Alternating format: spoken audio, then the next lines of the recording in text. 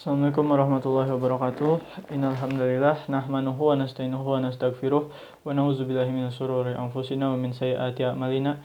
May yahdihillahu fala mudilla lahu wa may yudhlil fala hadiyalah. Asyhadu an la ilaha illallah wa asyhadu anna Muhammadan abduhu wa rasuluh, amma ba'du. Pertama-tama marilah kita ucapkan puji serta syukur kehadirat Allah Subhanahu wa taala, dan salawat serta salam tidak lupa kita junjungkan kehadirat Nabi besar Nabi Muhammad SAW beserta para keluarga dan sahabatnya.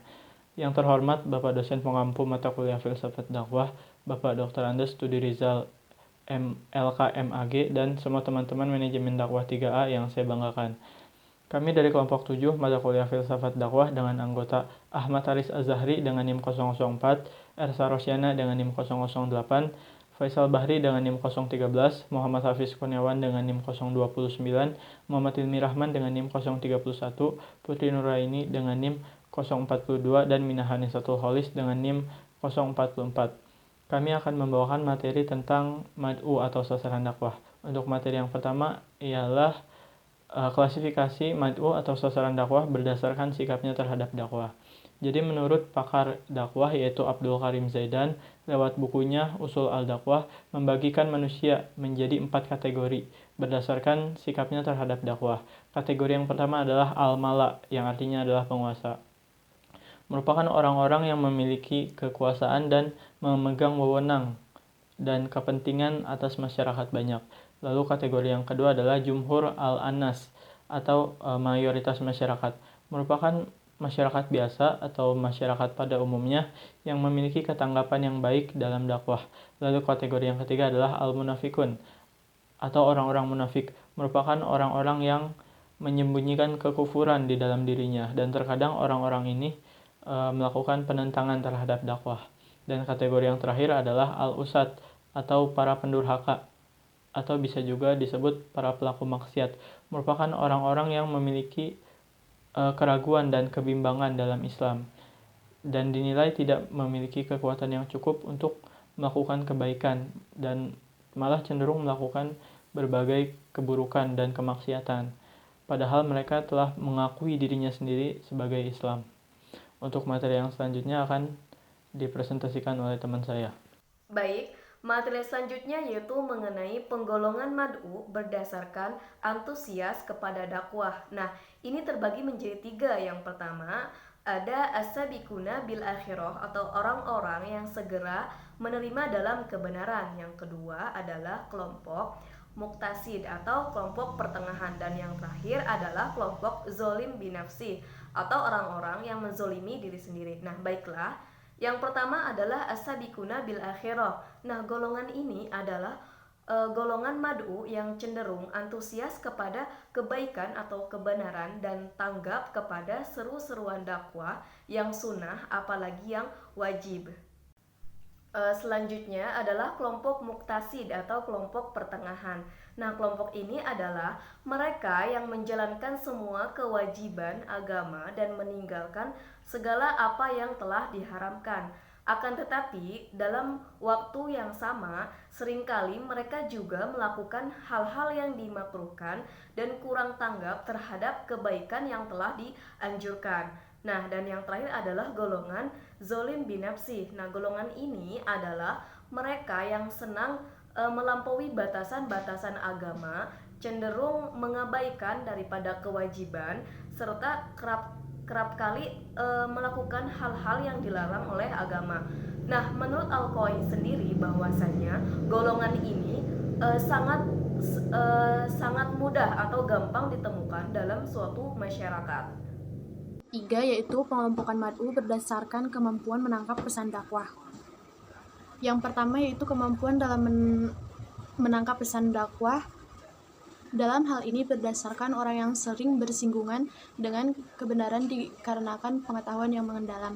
Kelompok ini terdiri dari para sarjana, pemikir, dan ilmuwan. Yang kedua yaitu kelompok manusia yang tidak mampu mengidentifikasi kebenaran setelah melalui proses dialektika dan sintesis. Kelompok ini terdiri dari mereka yang memiliki pengetahuan namun tidak sampai mendasar. Dengan kata lain, mereka inilah kelompok yang sedang menelusuri dan mencari hakikat kebenaran. Yang ketiga yaitu kelompok yang hanya mampu mengidentifikasi kebenaran dalam bentuk-bentuknya dan yang umum dan parsial atau common sense. Mereka itulah yang disebut kelompok awam dan mereka menempati jumlah terbesar di antara kelompok manusia lainnya. Dalam kategori ini, Mad'u dikelompokkan secara hierarkis, dimulai dari kelompok elit hingga level bawah. Demikian itu karena kemampuan seorang dalam menangkap pesan dakwah terkait erat dengan kedalamannya memahami agama secara hakikatnya. Melalui cara pandang ini, filsuf kenamaan Ibnu Rushd mengkategorikan manusia dalam 3 kelompok, Al-Burhan, Al-Jidan, dan Al-Kitab. Dalam penjelasannya terdapat kelompok pertama, Ibnu Rushd menyebutkan sebagai representasi dari pemuka agama yang umum disebut dengan sebutan ulama atau burhani, yaitu mereka yang menangkap pesan dakwah didekati dengan bukti-bukti demonstratif yang tak terbantahkan. Kelompok Al-Jidal adalah kelompok Mad'u menengah terkait tingkat pemahaman agamanya. Dalam menerima pesan dakwah, mereka belum mampu mengikat hakikat-hakikat terdalam agama dan cukup mendekati dengan dialog, mengadu argumentasi. Kelompok Al-Kitab menurut Ibnu Rushd adalah kelompok terbanyak dalam masyarakat karena tingkat pemahamannya sangat rendah. Kelompok Mad'u ini tidak terkait kepada pendekatan dialektis dan belum mampu memahami hakikat terdalam agama. Baik, poin selanjutnya adalah kategori Mad'u menurut keyakinannya. Kategori Mad'u menurut keyakinannya. Poin A, pemeran utama dalam proses komunikasi adalah manusia tentunya. Dalam hal ini kita memandang komunikasi justru pada perilaku manusia komunikan. Dimulai dari menganalisa berapa banyak nos terjadi di jalan sebelum pesan sampai pada komunikat dan berapa banyak pesan yang hilang. Nah, kemudian membicarakan bagaimana manusia memproses pesan yang diterimanya, bagaimana cara berpikir dan cara melihat manusia dipengaruhi oleh lambang-lambang yang dimiliki. Nah, poin B, dalam dakwah juga harus memperhatikan faktor-faktor personal dan situasional yang mempengaruhi perilaku manusia dan komunikan ataupun mad'u. Nah, dakwah sendiri menggunakan teori komunikasi persuasi. Teori-teori persuasi sudah lama menggunakan konsepsi psikoanalisis yang melukiskan manusia sebagai makhluk yang digerakkan oleh keinginan-keinginan terpendam. Teori jarum hipodermik yang menyatakan media massa sangat berpengaruh dilandasi konsepsi behaviorisme yang memandang manusia sebagai makhluk yang digerakkan semaunya oleh lingkungan. Nah, itu menurut Homo mechanicus. Nah, teori pengolahan informasi jelas dibentuk oleh konsepsi psikologi kognitif yang melihat manusia sebagai makhluk hidup yang aktif, mengorganisasikan dan mengolah stimuli yang diterimanya. Nah, teori-teori komunikasi interpersonal banyak dipengaruhi oleh konsepsi psikologi humanistik yang menggambarkan manusia sebagai pelaku aktif dalam merumuskan strategi transaksional dengan lingkungannya. Kemudian poin C, oleh karenanya objek dakwah sebaiknya diklarifikasikan agar memudahkan pelaksanaan dakwah seperti kelompok awam dan intelektual, kelompok masyarakat kota dan desa, kelompok industri dan pegawai negeri, serta kelompok remaja pria dan wanita. Nah, dengan mempergolongkan itu diharapkan pelaksanaan dakwah akan lebih intensif dan terkendali. Apabila objek dakwah sudah jelas dari segala aspek, maka pelaku dakwah ataupun disebut dengan dai lebih mudah untuk mengenal dan mensinkronkan dengan kegiatan dakwah yang akan diproyeksikan. Nah, kegiatan dakwah yang punya kolerasi dengan permasalahan kehidupan yang dihadapi masyarakat akan menjadikan dakwah lebih berkesan dan menarik untuk diikutinya. Kemudian, dakwah tidak dapat diniscayakan agama yang beraneka ragam. Karena ada keanekaragaman agama ini, maka ada misi dakwah. Agama yang membawa kebahagiaan memungkinkan menjadi seorang sarang konflik. Tatkala tafsiran eksklusif muncul dari masing-masing agama, mengemukakan perang atas nama agama, kemerdekaan agama dalam lingkup dakwah jika dilihat dengan jitu merupakan ajang agama untuk berlomba-lomba dalam kebaikan, dimensi positif untuk menarik pengikut. Oke, baik, saya Ahmad Haris Azhari, perwakilan dari kelompok 7 NIM 004 akan melanjutkan poin selanjutnya. Setiap agama bertuntut untuk bersikap dewasa dalam menghadapi segala problem yang berkaitan dengan interaksi antar agama. Pluralisme positif memiliki kaidah bahwa selain agama sendiri masih ada agama lain yang harus dihormati. Sikap inilah yang harus dipupuk dan dikembangkan. Kebenaran agama pun tidak ditafsirkan secara ringit atau kaku. Kebenaran abadi yang universal akan selalu ditemukan dalam setiap agama semawi. Walaupun masing-masing tradisi agama memiliki bahasa dan bungkusnya yang berbeda-beda. Karena perbedaan bungkus inilah yang maka kesulitan akan terjadi kesalahpahaman dan perselisihan antar pemeluk agama seringkali muncul ke permukaan. Poin selanjutnya itu Rasulullah SAW juga mengembangkan dan memberlakukan pluralisme positif ketika beliau berada di Madinah dengan masyarakatnya yang beraneka ragam agama dan suku. Ia mencanangkan piagam Madinah, Mitsaqul Madinah dengan perjanjian yang merupakan manifesto politik penting ini, maka Rasulullah SAW telah berhasil menyatukan penduduk Madinah yang berbeda agama dan turun daerah untuk menghadapi musuh.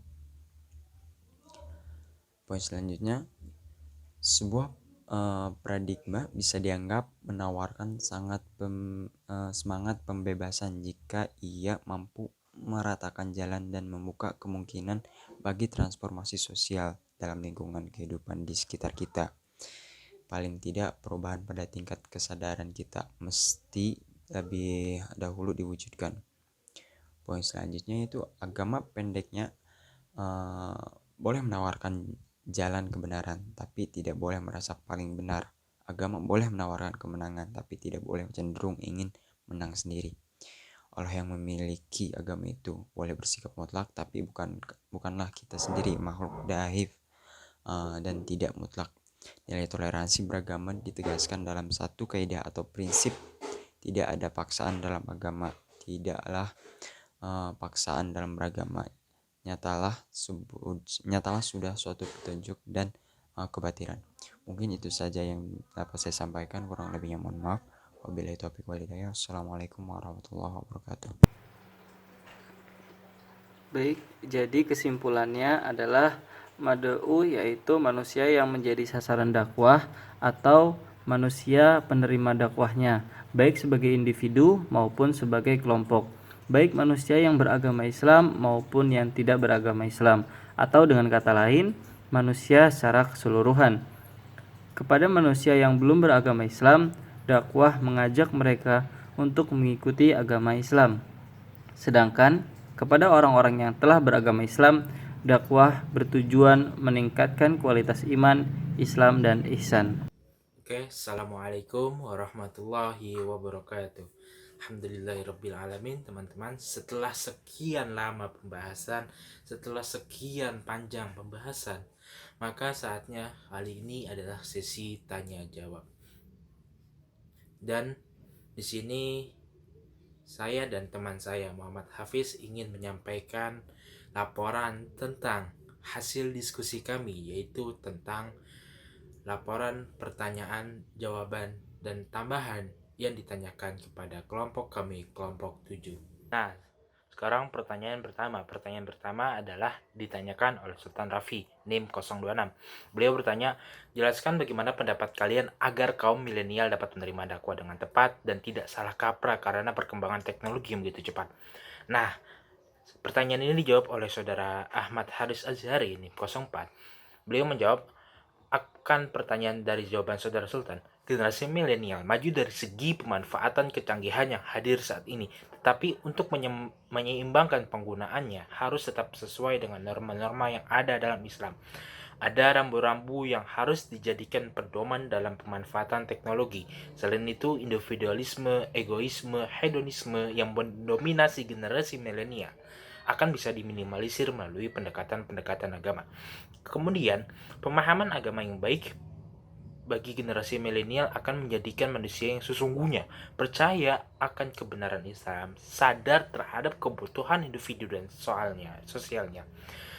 Sesederhananya, buat bisa toleran atau mudah menerima dakwah dari manapun harus punya wawasan yang luas. Terus juga agar tidak salah kaprah saat menggunakan teknologi, harus ada kedaulatan dalam diri orang tersebut buat menentukan mana baik dan mana yang buruk, mana berita yang harus memfilter atau lain sebagainya. Dan juga untuk mencegah kemungkaran tersebut harus dilakukan dengan cara yang tepat. Kemudian pertanyaan kedua adalah pertanyaan yang ditanyakan oleh Syifa Yuniar Qurrata Ayun. Pertanyaannya adalah, dalam makalah tersebut dijelaskan bahwa pengelompokan dalam zalim li nafsi, yaitu kelompok yang menzalimi diri sendiri, justru paling banyak ditemukan dalam masyarakat. Bagaimana metode pendakwah untuk kelompok mad'u zalim li nafsi tersebut? Pertanyaan ini dijawab oleh saudara Muhammad Hafiz Kurniawan dengan NIM 029. Menurut Hafiz, ketika kita dihadapkan pada keadaan di lingkungan yang ada masyarakatnya menzalimi diri sendiri, tentu kita sebagai pendakwah diharapkan memiliki strategi atau cara dalam menyampaikan kepada kelompok masyarakat tersebut. Metode yang dilakukannya adalah metode bilisan atau metode perkataan.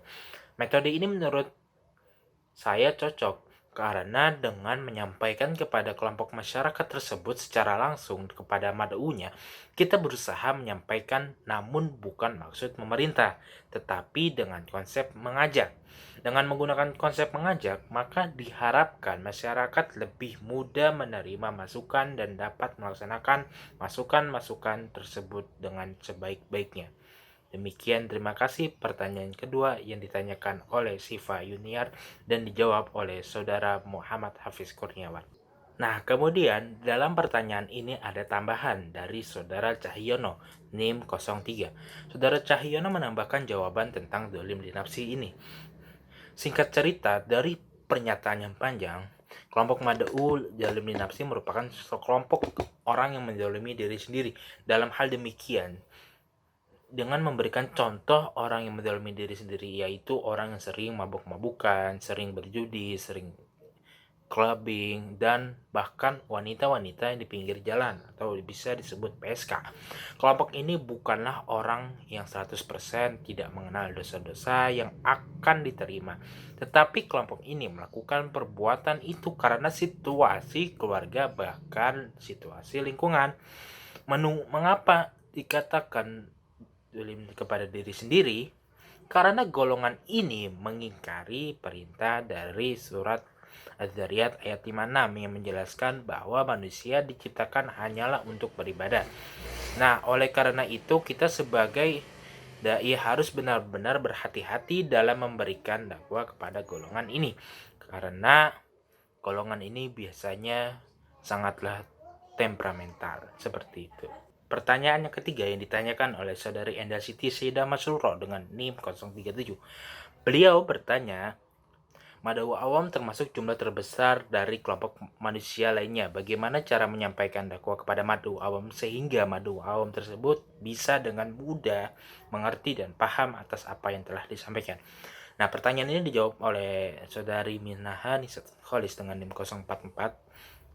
Beliau menjawab, sebelumnya mad'u yang awam itu sendiri kebanyakan orang yang belum dapat berpikir secara kritis dan mendalam, belum dapat menangkap pengertian-pengertian istilah yang tinggi dan lain sebagainya. Dengan ini, agar dakwah sampai kepada seorang yang mad'u awam tersebut harus ada beberapa metode. Metodenya adalah, yang pertama, ketika berdakwah gunakanlah bahasa yang sesuai dengan pemahamannya.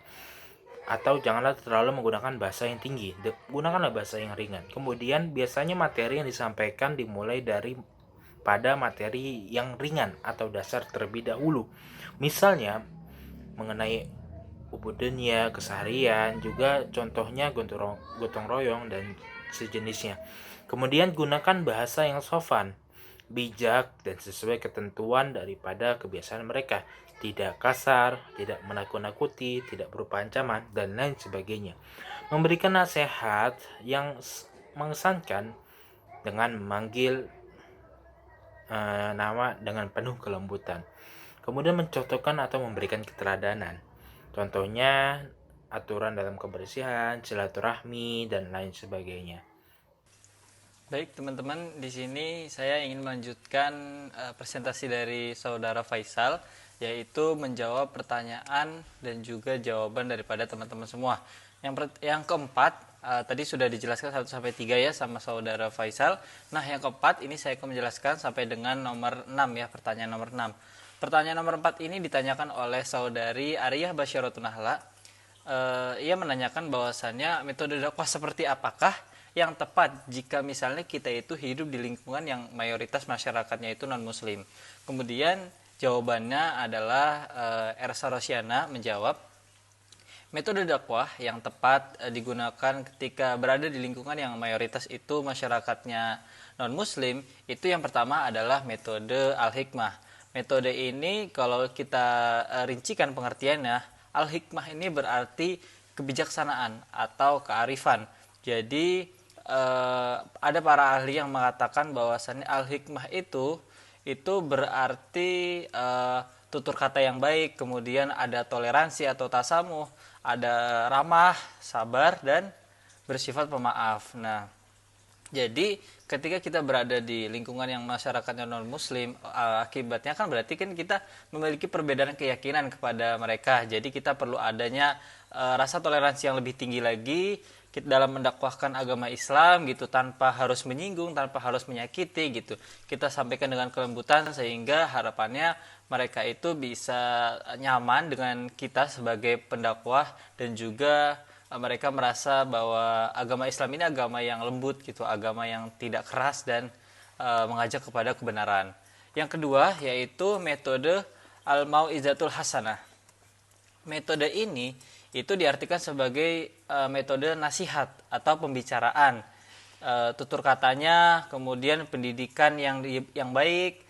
Pelaksanaan dakwah dengan metode ini merupakan salah satu metode yang cepat sampai dengan sasarannya, jadi langsung kepada sasarannya, karena kita langsung terjun kepada masyarakat tersebut, kita memberikan nasihat, memberikan sebuah arahan, dan juga pembicaraan dengan tutur kata yang baik gitu, dengan ilmu-ilmu yang kita miliki gitu, kita berbagi, kita menyampaikan dakwah kepada masyarakat yang mayoritas non-muslim tersebut. Yang ketiga yaitu metode al-mujadalah billati hiya ahsan. Nah, metode ini terdapat di Al-Quran, yaitu pada surat An-Nahl ayat 125, wajadilhum billati hiya ahsan, yang artinya dan bantahlah mereka dengan cara yang baik. Kalau telah terpaksa misalnya timbul perbantahan, kemudian pertukaran pikiran, yang zaman sekarang itu biasa disebutnya polemik.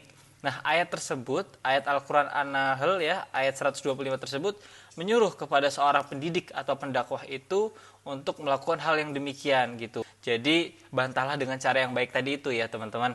Jadi kalau misalnya sudah dapat dielakkan lagi, misalnya sudah terlalu suasananya misalnya bantahannya terlalu keras atau bagaimana sudah tidak kondusif, itu lebih baik pilihlah jalan yang terbaik lah, jalan yang sebaik-baiknya gimana caranya agar bisa mengatasi hal tersebut seperti itu. Baik, yang pertanyaan kelima ini disampaikan oleh saudari Aulia Komarul Rusdi. Ia bertanya bahwasannya sasaran dakwah itu kan ada dua ya, yaitu kepada orang Islam dan kepada orang yang non-muslim atau orang yang belum beragama Islam juga. Nah, apabila kita memiliki teman yang belum beragama Islam, bagaimana strategi dakwah kita terhadap mereka agar mereka itu simpatik terhadap agama Islam sehingga harapannya bisa masuk ke dalam agama Islam? Langkah-langkah yang pertama yaitu yang harus dilakukan adalah melakukan pendekatan. Metode ini digunakan agar kita sebagai umat muslim ini lebih bisa akrab kepada orang yang non muslim tersebut, sehingga lebih mudah untuk menyampaikan ajakan ataupun ajaran agama Islam. Kemudian yang kedua metodenya yaitu jangan habiskan terlalu banyak waktu untuk membicarakan Islam kepada orang non muslim tersebut. Berikan pengetahuan tentang Islam sedikit-sedikit agar mereka lebih mudah memahaminya. Metode yang ketiga yaitu cobalah untuk mengetahui latar belakang dari orang non-muslim tersebut. Hal ini akan membantu kita untuk merencanakan pendekatan seperti apa, strategi-strategi seperti apa yang akan dilakukan agar lebih mudah untuk menyampaikan dakwah. Yang keempat yaitu jadilah rasional atau jangan emosional dan lembutlah dalam pendekatan Anda, meskipun jika misalnya dia mudah marah atau mungkin sulit untuk menerima bahkan menghina. Setelah melakukan pendekatan tersebut, gunakanlah cara-cara yang baik, bantahlah dengan cara-cara yang baik, barulah kemudian kita memperkenalkan Islam tersebut, agama Islam. Kenalkan keindahan Islam seperti misalnya ketauhidan, kemudian hubungan antara manusia dengan Tuhannya.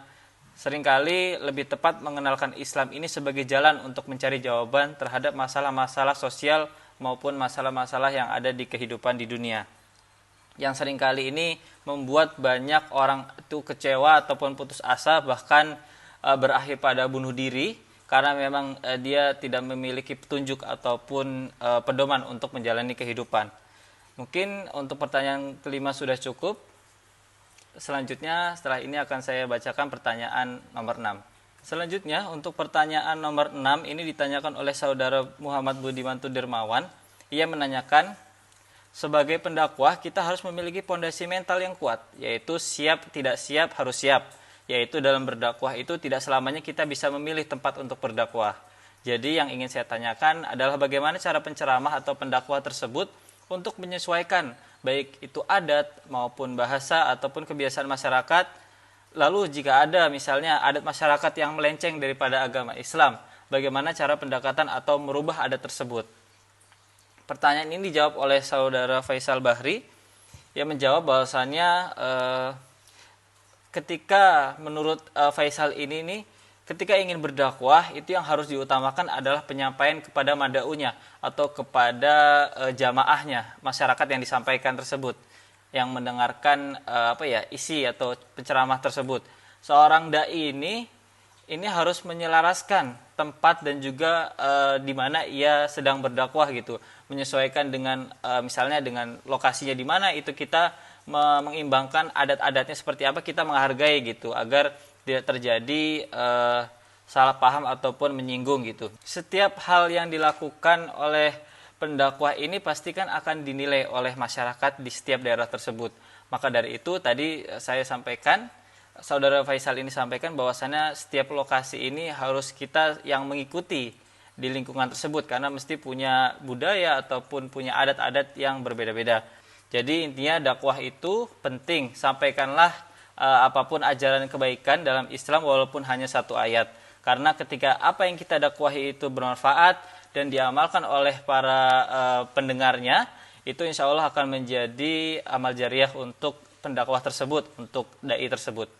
Mungkin sekian pembahasan dan juga pertanyaan dan juga jawaban daripada kelompok kami, kelompok 7. Di sini saya ingin sekalian menutup presentasi pada kelompok 7 mata kuliah Filsafat Dakwah. Terima kasih teman-teman semua yang sudah menyaksikan atau menonton video ini. Semoga bisa bermanfaat dan bisa diambil materinya atau informasinya. Terima kasih. Mohon maaf bila ada kesalahan ataupun kekurangan. Saya Muhammad Hafiz Kurniawan bersama teman-teman semua. Wassalamualaikum warahmatullahi wabarakatuh.